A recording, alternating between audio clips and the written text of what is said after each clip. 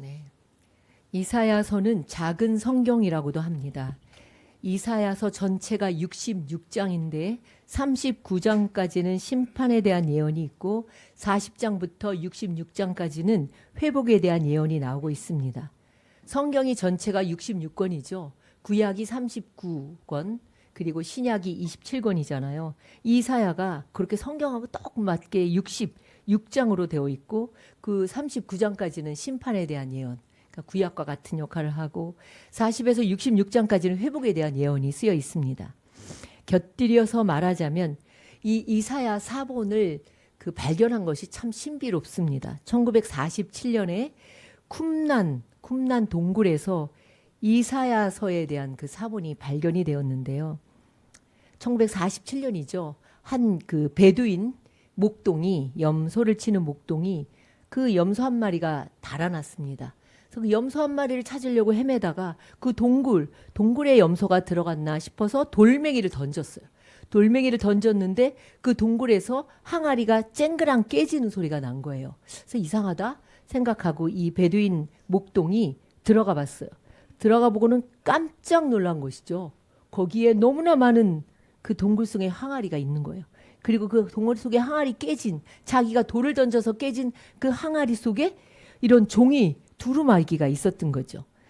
그래서 이제 그거를 가지고 예루살렘에 있는 그 골동품 상에 가서 그 골동품 중개인에게 이제 건네준 거죠. 돈을 얼마 받고 몇 푼을 받고 중개인에게 넘겨줬는데 그 골동품점을 이렇게 돌아다니는 사람들이 있잖아요. 히브리 대학의 교수인 스케닉이라는 교수가 이제 그 골동품점을 돌아다니다가 신기한 게 있거든요. 그래서 그걸 관심을 보이고 그래가지고 이제 그 소년을 찾아서 그 소년과 함께 그 쿰난 동굴에 가보니까 동굴이 11개의 동굴이 있는데 거기에 어마어마한 항아리에 그 사본들이 들어있는 거예요. 너무 놀라웠죠. 그 당시까지 제일 성경에 원본은 없어요, 여러분. 다 사본이에요. 사본만 있어요.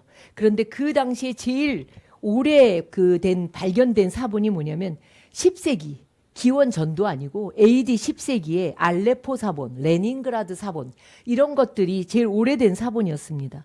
그런데 이 사해의 그 두루마리 사본은 BC 3세기에서부터 AD 1세기까지의 사본이니 거의 얼마나 오래된 거예요? 1000년 이상 된 그런 그 두루마리 사본을 발견한 거예요.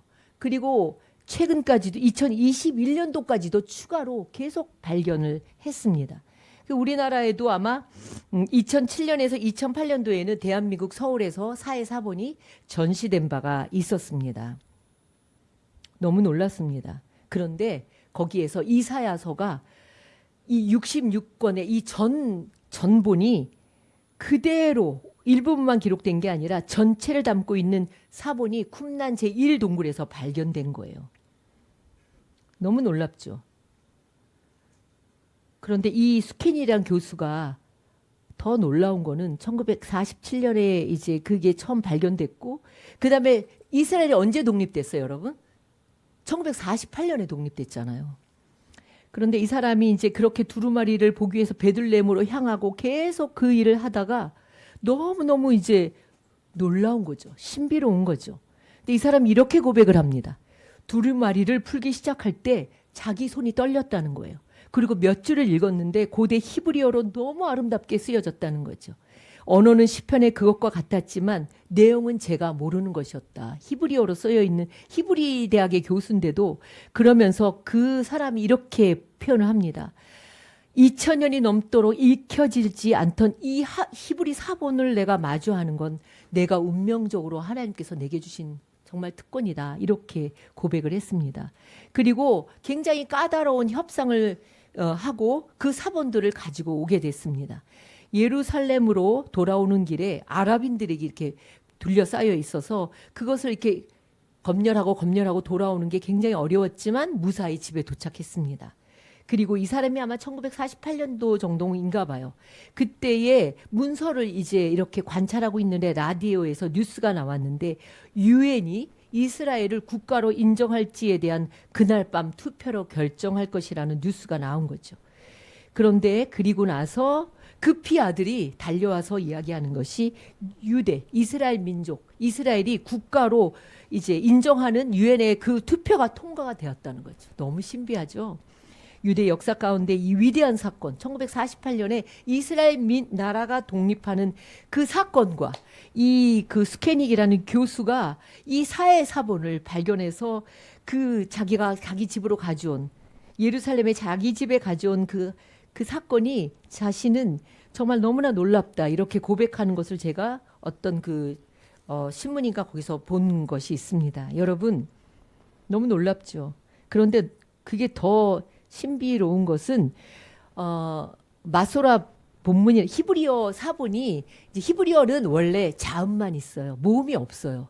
그런데 이제 우리 마소라 본문이라는 건 뭐냐면 히브리어 그가 자음밖에 없기 때문에 모음처럼 이렇게 처리를 한 거예요. 그리고 악센트를 해서 한 것이 마소라 본문이라고 하고 이 마소라 본문을 가지고 이제 우리가 지금 그것으로 이제 LXX 헬라어 성경을 가지고 번역한 것을 우리가 보고 있는 거예요.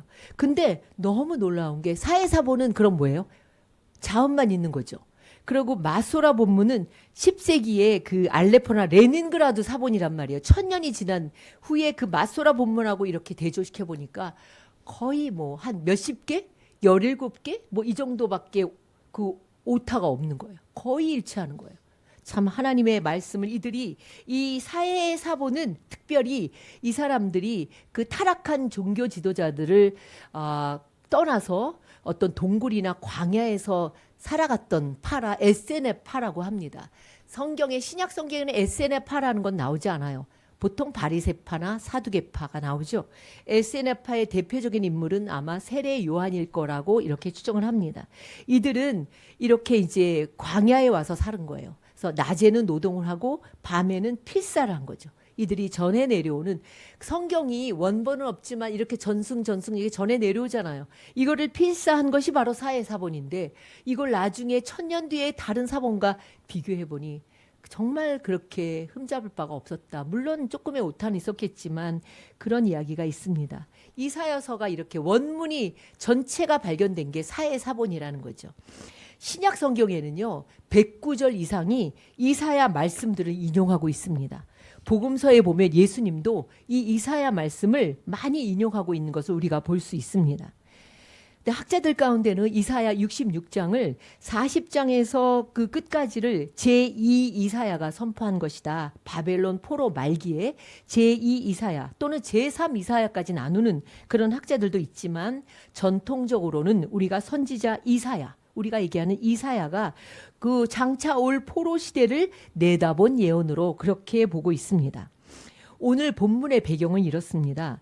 남유다를 멸망시킨 바벨론이 몰락하고 신흥 제국인 페르시아 바사죠. 바사가 부상하고 있는 그때였습니다. 그 당시의 고대 근동의 정세는 급격히 변화를 맞이하고 있었어요. 영원할 것 같은 제국은 없습니다. 그렇게 대단한 바벨론 제국도 70년을 못 간 거예요. 그 바벨론 제국이 페르시아의 고레스 왕에게 멸망당한 거죠. 이미 바벨론에게 남유다가 멸망하면서 엘리트들 그리고 기술자들은 다 바벨론에 잡혀갔어요. 심지어 그 멸망할 때 시드기야 왕 말고 바로 전 왕 여호야긴 왕도 잡혀갔고요. 그때 우리가 요즘 큐티를 하는 에스겔도 잡혀갔습니다. 그거보다 훨씬 더 1차 포로로는 그 재능이 많고 총명한 소년들 다니엘과 그 친구들 이런 사람들도 잡혀갔습니다. 그리고 70년 두 세대가 지나가고 이제는 뭐예요? 나이가 많아졌거나 그 다니엘을 보면 고레스 원년까지 살아있었다는 것이 성경에 나오고 있습니다. 그리고 포로로 잡혀간 사람들의 그 손자 세대가 살아가는 그런 시대가 된 것이죠. 고레스 왕은요 바벨론에게 정복당한 민족들에게 자신의 본국으로 돌아가도록 칙령을 내렸습니다. 그리고 돌아가서 너희들의 신을 섬겨라. 너희들의 신전을 재건해라. 그렇게 칙령을 내린 거예요. 경우에 따라서는 그 귀환하는 사람들에게 돈까지 줬어요. 귀환 자금까지도 지원해 줬습니다. 이사야 선지자는 이 같은 국제 정세의 변화를 고레스가 아니라 하나님께서 하나님의 백성을 구원하시기 위해서 하신 결과다. 이렇게 이야기합니다. 여러분, 아까 그 사회사본도 보세요. 역사의 주관자는 하나님이시지요. 하나님이에요. 그래서 우리가 AD, BC라고 하잖아요. 근데 요즘은 그 많은 학자들이 그걸 빼갖고 얘기하죠. BC라고 안 그러고 뭐라고 얘기하죠? 커먼, 그 BCE 또 CE 이렇게 그 Before Christ와 그 아노 도미니를 빼버리고 그냥 자기들이 그렇게 만듭니다. 그러나 아닙니다. 우리의 모든 역사는 예수님이 오시기 전과 오신 후로 그렇게 나누고 있습니다. 역사의 주관자는 하나님이시라는 거죠. 최근에 고고학적 발견에 따르면 538년에 이제 그 바벨론이 망했는데요. 유대인 공동체가 바벨론 그 사회에 이렇게 통합되어 있는 그런 증거를 발견하고 있습니다. 그들이 집도 소유하고요. 일자리도 가지고 심지어는 뭐예요? 자유롭게 하나님을 나름대로 자기들이 경배하고 그리고 바벨론은 지금도 바벨론 도시들은 지금이 아니죠. 바벨론을 세상으로 비유하잖아요. 그 고대 세계의 금융과 상업과 문화의 중심지였습니다. 그런데 반면 예루살렘은 어땠습니까? 벌써 70년이 지나면서 폐허가 된 지 오래되었습니다. 고레스가 본국으로 돌아가도록 칙령을 내렸지만 실제로 귀환한 사람은 생각보다 참 적었습니다. 1차 귀환이 5만 명 정도라고 합니다. 그 바벨론에 살면서 또 아이들도 많이 낳고 자손들도 많이 번성했다고 하면 그 인구에 비해서는 한 10%, 20% 정도에 그쳤다고 합니다. 왜 그랬을까요? 그렇게 고향으로 돌아가라고 칙령까지 내려줬는데 왜 가는 사람이 적었을까요? 바벨론이 이미 그들의 제2의 고향이 되었기 때문이에요. 70년이라는 시간은 두 세대가 넘는 시간이에요. 한 세대를 30년으로 생각한다면 두 세대가 넘는 시기고 이제 바벨론에서 태어난 사람이 많아지고 거기서 집도 짓고 장사도 하고 직장도 갖고 친구도 있고 그렇게 이제 뭐 재산도 있고 그러니까 예루살렘이 이들은 그냥 조상에게 할아버지 할머니한테 들은 거지 한 번도 가본 적이 없는 땅이었다는 것이죠. 시편 137편에 우리가 바벨론 강변에서 시온을 기억하며 울었다. 이렇게 고백했지만 세월이 흘러가면서 사람들은 시온을 그리워하기보다는 이제 바벨론이라는 생활에 익숙해졌습니다. 돌아간다는 것은 현재의 삶을 포기하는 거죠. 불확실한 미래를 선택하는 거예요. 그곳에서 태어난 유대인들은 왜 굳이 왜 돌아가야 되지? 이렇게 생각할 수도 있는 거죠. 두 번째로는요. 예루살렘은 너무나 어려운 현실이 기다리고 있었습니다. 무너진 성전, 폐허가 된 예루살렘 성, 그리고 잡초로 이제 농사도 짓지 않고 모든 것이 잡초가 무성한 땅. 그들이 없는 동안에 주변에 얼마나 많은 이방 잡족들이 예루살렘을 차지하고 있었겠죠. 모든 것을 처음부터 다시 시작해야 했어요. 반면 바벨론은 어때요? 이미 안정된 삶을 제공하고 있었습니다. 그러니 현실의 편안함이 하나님의 부르심보다 더 크게 느껴졌을 것입니다. 여러분 그렇지 않습니까? 뭔가를 새로 시작한다는 것은 굉장히 부담이 있고 두려운 것입니다. 믿음의 결단이 필요한 거죠. 예루살렘으로 바벨론에서 예루살렘으로 돌아가는 길은 약 1500km라고 합니다. 제가 따져보니까 서울에서 대만, 타이페이까지가 1450에서 1500km래요. 부산까지가 325km래요. 그렇다면 부산을 왔다 갔다 한 4번 반 정도, 5번이 좀 덜 되게 그렇게 그때는 뭐 걸어가는 거죠. 하루에 20에서 25km를 걷는다고 해도 약 2달에서 석 달이 걸리는 대장정의 길이었습니다. 돌아간다는 것은 하나님을 향한 믿음의 결단이 필요한 거죠. 바벨론에 사는 이스라엘 백성들은 자신들은 지금 잘 살고 있다고 생각했지만 하나님이 보실 때에는 이들의 영혼이 메말라 있는 것을 보신 거죠. 그래서 PPT를 다 잃어버렸네요. 너무 열심히 하다가. PPT 없어요? PPT. 네, 이게 이제 아까 그 사회 사본에서 나온 그런 두루마리 사본입니다. 그 다음에 이제, 네. 저렇게 큰 동굴이에요, 동굴. 그 다음에 하나님께서 그래서 오늘 55장 1절을 보면 하나님이 초청장을 보내십니다. 1절에 너희 모든 목마른 자들아, 물로 나오라. 하나님이 1절에 보면 오라고 초청하시는 거예요. 누구를 오라고 하세요? 누구를 오라고 하세요? 네? 목사님 뭐라고 불러요? 목마른 자들이잖아요. 목마른 자들을 부르시는 거예요. 영혼의 목마름을 가지고 있는 이들을 향한 부르심이에요. 인간은요, 하나님을 만나기 전에는 절대로 만족할 수가 없어요. 여러분 우울하죠? 우울한 것도 하나님 만나지 못해서 그런 거예요. 여러분이 뭔가 곤고하죠? 하나님을 깊이 만나지 못해서 그런 겁니다. 하나님 만나기 전에는요, 모든 것을 다 가져도 만족할 수가 없습니다. 그래서 이사야는 외칩니다. 목마른 자들아 하나님께로 나와라. 예수님도 말씀하셨어요. 누구든지 목마르거든 내게로 와서 마시라고 부르십니다. 하나님을 향한 목마름, 인생에 대한 목마름, 자기 존재에 대한 목마름이 있습니까? 이 목마름이 있어야 하나님을 향해 나갈 수 있는 거예요. 아, 난 열심히 살아왔는데 참 이렇게 허무하다. 이런 생각할 수도 있어요. 내가 열심히 밤이 맞도록 힘을 다해 살았는데 남는 것이 없다. 이 베드로의 고백이잖아요. 또 뭐예요? 사마리아 여인의 목마름 뭐예요? 관계의 깨어짐이죠. 아픔과 그런 관계가 깨어질 때 오는 그런 목마름입니다. 또 여러분 살아가면서 나이가 들어오면서 오는 목마름도 있습니다. 의미가 있는 인생을 내가 살아왔는가? 내가 정말 이제 하나님 앞에 갈 날이 얼마 남지 않았는데 내가 정말 하나님 앞에 내 인생을 정말 하나님 앞에 가치 있는 인생을 살아가는가? 이거에 대한 목마름도 있어야 되는 거죠. 하나님이 이렇게 목말라 하는 사람을 오늘도 부르시고 오라고 초청하십니다. 그리고 1절에 반복되는 말이 있어요. 돈 없이 값 없이 와서 포도주와 젖을 사라고 말씀하십니다.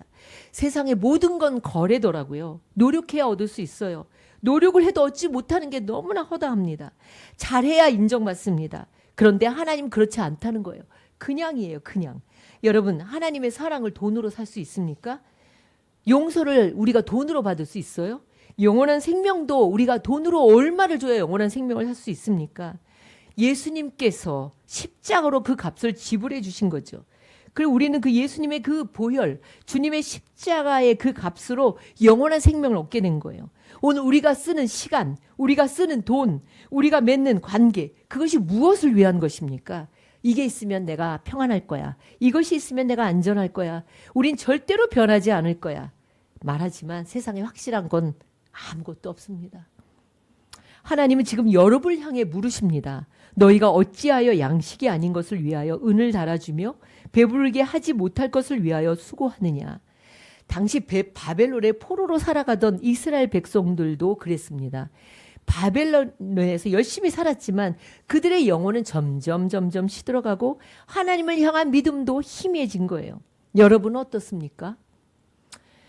사실 우리는 이 시대는 너무나 많은 것을 들어요. 많은 것을 압니다. 모르는 게 없어요. 너무 많이 아는 게 오히려 어때요?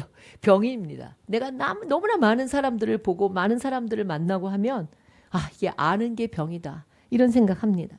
너무 수많은 소리를 듣기에 혼란스럽습니다. 신앙생활은요. 믿을수록 단순해야 돼요. 하나님과 나예요. 다른 게 없습니다. 마치 라디오의 주파수가 하나로 맞춰주지 않을 때 막 여러 주파수의 소리가 들리면 우리가 혼란스럽습니다. 많은 사람들을 연결되고 있는 것 같지만 실상은 외롭습니다. 결정적일 때 사람들이 우리의 문제를 해결하지 못합니다. 바로 그때 하나님께서 지친 백성들에게 찾아오셔서 이렇게 말씀하십니다. 내게 듣고 들을지어다. 너희는 귀를 기울이고 내게 나와 들으라. 그리하면 너희의 영혼이 살리라. 듣고 들을지어다. 귀를 기울이고 내게 나와 들으라. 4번을 반복해서 말씀하십니다. 그리고 그리하면 너의 영혼이 산다고 말씀하시는 거예요. 듣고 들으라는 건요. 하나님의 말씀을 잘 귀담아 들으라는 의미입니다. 그래야 산다는 거예요. 한번 듣는 게 아니에요. 매일 듣는 거예요. 매일 말씀 앞에 앉는 거예요. 매일 하나님께 귀를 기울이는 거예요. 그래야 여러분의 영혼이 살아납니다. 하나님께 어찌 보면 하나님께 돌아오는 길은 장소가 아니에요. 내 귀예요. 그리고 내 마음으로부터 시작되는 거예요. 들으면 살아납니다. 이사야 55장의 초청은 단순히 지리적인 귀환이 아니에요. 여러분 영적인 귀환을 이야기하는 거예요.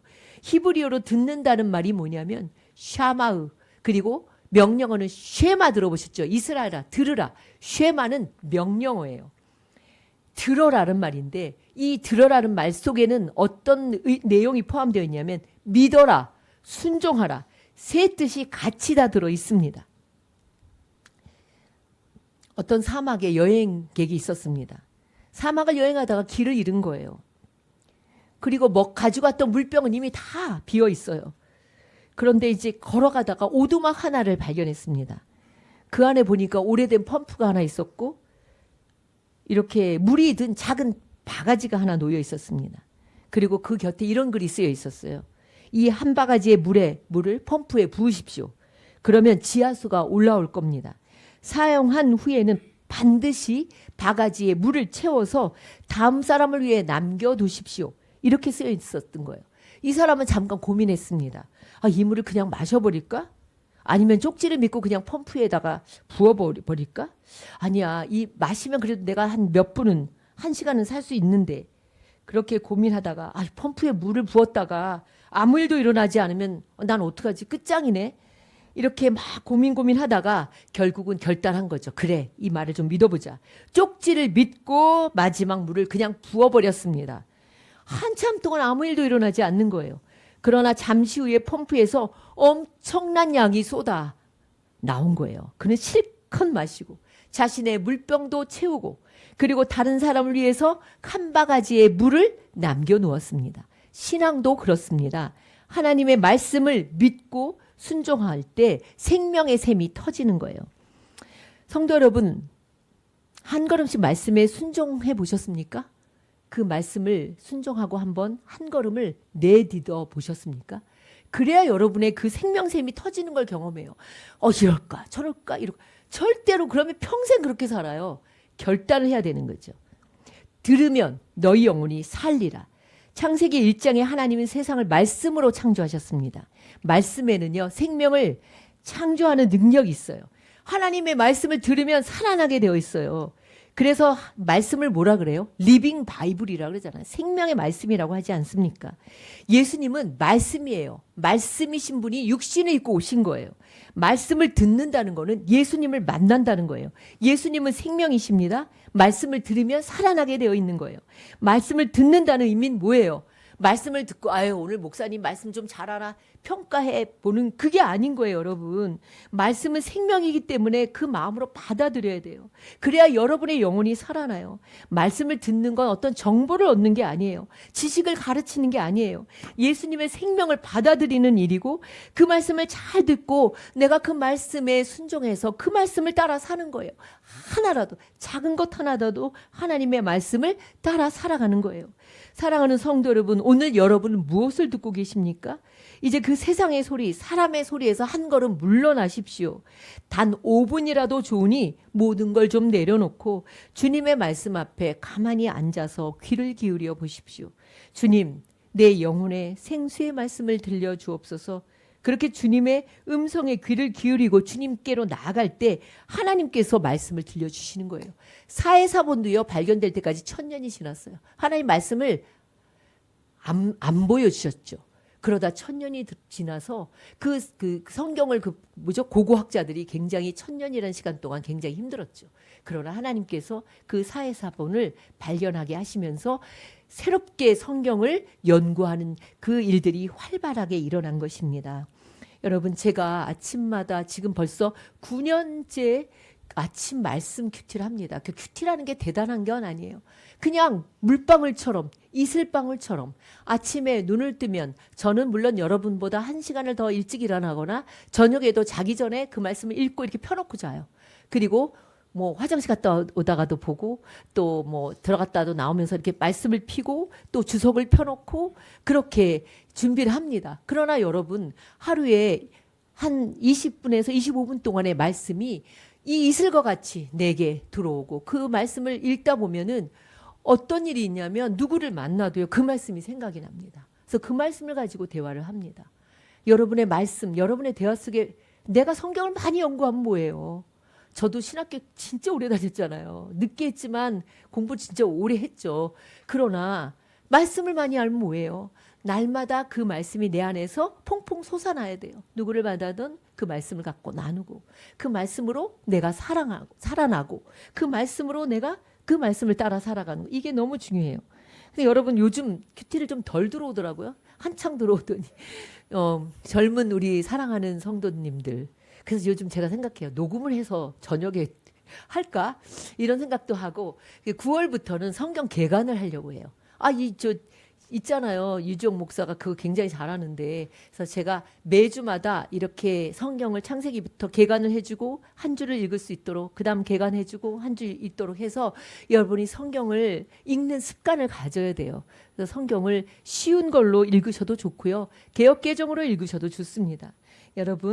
여러분에게 하나님의 말씀으로 언제나 이 말씀이 나를 이끌어가는 삶을 사는지 여러분 그래야 평안해요. 제가 보니까 다 해봤는데 아무것도 나에게 도움이 되지 않았습니다. 제가 정말 지극히 어려울 때는 그 라디오에서 나오는 그분의 말씀 한마디 그리고 창세기에 나오는 그 요셉의 그 말씀의 어간에서 제가 거기서 살아났습니다. 그리고 제가 생각을 했어요. 말씀이 사람을 살리는구나. 내가 아무리 약을 먹고 아무리 기도를 하고 아무리 많은 사람을 이렇게 만나도 그것은 해결되지 않고 하나님의 생명의 말씀이 여러분을 살리는 거예요. 자, 그런데 우리가 한 가지 질문하게 돼요. 어떻게 들어야 돼요, 목사님? 그럼 난 맨날 교회 나와 앉아 있잖아요. 그렇게 얘기를 하죠. 마음을 열어야 돼요. 여러분의 생각이 많고 잡념이 많으면 그걸 뭐라 그래요? 노이즈 캔슬링. 내 안에 너무 소리가 많고 생각이 이러면 절대로 들리지 않아요. 제가 라디오를 하나 샀는데 왜 라디오 샀냐면 제가 약간 귀에 소리가 나서 이렇게 그 라디오를 하나 샀어요. 그래서 라디오를 튜닝을 하는데 얘가 딱 하나만 나오고 다른 건 다 안 나와요. 근데 이제 안테나를 이렇게 하잖아요. 그래서 이렇게 방향을 맞추면 딱 클래식 음악 뭐죠? 93.1도 아니고 91.1로 해갖고 딱 그거 하나만 나와요. 그거 하나만 나머지는 다 잡음으로 나오는 거예요. 그럼 제가 생각했습니다.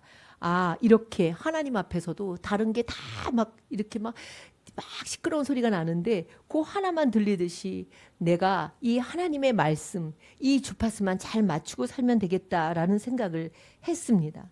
죄가 들어오면 또 하나님 말씀이 들리지 않아요. 여러분의 죄가 에덴 동산에 아담과 하와는 하나님의 말씀을 들었지만 뱀의 말을 더 신뢰했잖아요. 결국 그들의 삶이 무너졌습니다. 말씀이 잘 들려져야 여러분의 회복이 시작돼요. 그러니까 내가 영혼이 잘 돼야 범사가 잘 되고 강건한다는 그 말씀이 맞아요. 영혼이 회복돼야 그게 시작인 거예요. 그래서 우리가 예배 때에도 말씀 듣기 전에 우리가 뭐 해요? 사죄하잖아요. 고백의 기도를 하잖아요. 그리고 사죄의 은총을 선언하잖아요. 그리고 말씀을 듣는 겁니다. 말씀이 잘 들려지도록 여러분 기도해야 합니다. 두 번째로는요. 여러분이 하나님의 약속을 붙들어야 돼요. 하나님의 약속, 너무나 많은 약속이 있는데 모든 게 변해도요. 하나님의 약속은 변하지 않아요. 보이는 현실보다 하나님의 약속이 더 크다는 사실을 믿는 사람에게 하나님의 은혜가 임하는 거예요. 여러분, 하나님의 약속이 훨씬 더 커요. 위에 보이는 현실보다 하나님의 약속이 더 크기 때문에 그 약속을 벽에도 붙여놓고 책상에도 붙여놓고 냉장고에도 붙여놓고 저도 냉장고에 이렇게 붙여놓고 냉장고를 열 때마다 그 말씀을 또 암송하고 그럴 때 하나님의 은혜가 임하는 겁니다. 세 번째는 뭐예요? 하나님의 말씀이 먼저예요. 문제가 있을 때 여러분 여러 군데 다닐 필요가 없어요. 가만히 있으세요. 잠잠히 하나님의 말씀에 귀를 기울여야 돼요. 우왕좌왕할 필요가 없습니다. 기도하세요. 근데 여러분의 기도, 저도 물론 그럴 때가 많지만 주님 듣는 귀를 열어주십시오. 신앙은 특별한 체험보다는요. 말씀을 꾸준히 듣는 삶에서 시작돼요. 사랑하는 성도 여러분, 하나님은 오늘도 말씀하십니다. 오라, 귀를 기울이고 내게 들으라. 그리하면 너희 영혼이 살리라.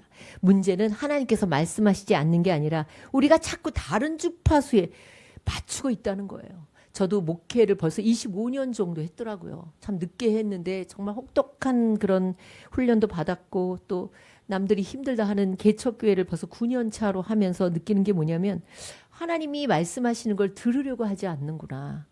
참 다른 주파수를 더 신뢰하는구나 라는 생각을 할 때가 많아요. 성도를 만나면서 느끼는 거죠. 우리는 흔히 믿음이 큰 사람은 특별한 체험을 많이 한 사람이라고 생각해요. 그런데 아닙니다. 믿음은요, 말씀을 계속 듣는 사람에게 자라나는 거예요. 씨앗이 햇빛과 물을 받으며 자라나듯이 믿음은 말씀을 들으면서 이슬과 같이 자라나는 거예요. 성도들에게 여러분에게 가장 중요한 습관은, 그래서 아무리 바빠도 매 시간을 정해서 하나님의 말씀을 자꾸 유튜브로 설교를 들으려고 하지 말고 말씀을 보고 말씀을 들으려고 해야 돼요. 설교를 많이 듣는 거 남지 않습니다. 말씀을 들어야 돼요. 그리고 기도는 뭐예요? 하나님께 내가 말하는 시간이기도 하지만 동시에 하나님 뭐라고 하시나 귀를 기울이고 좀 앉아 계셔야 되죠. 말씀을 듣지 않는 기도는 자신의 독백밖에 안 돼요. 오래 신앙생활에도 자신의 독백이에요. 하나님이 침묵하시는 게 아니에요. 여러분, 듣지를 않는 게 문제인 거죠. 말씀을 듣는다는 건 뭐냐면 관계가 시작되는 거예요. 기도를 하고 하나님의 뭐라 하시나 듣는, 그건 관계예요. 관계. 하나님은 오늘도 성령님을 통해 말씀을 통하여 교회의 선포를 통해서 우리에게 말씀하십니다.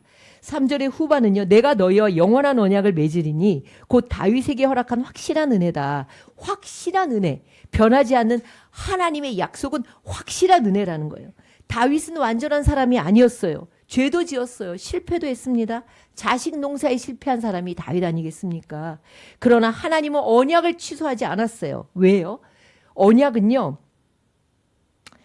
변하는 사람들이 약속하는 게 아니에요. 하나님의 신실하심 위에 세워진 거예요. 사람과의 약속은요, 언제나 파괴될 수 있어요. 그러나 이 언약은 하나님의 신실하심 위에 세워졌기 때문에 절대로 변하지 않습니다. 그리고 이 약속은 예수 그리스도 안에서 완성되었습니다. 예수님의 십자가는 확실한 은혜의 증거입니다.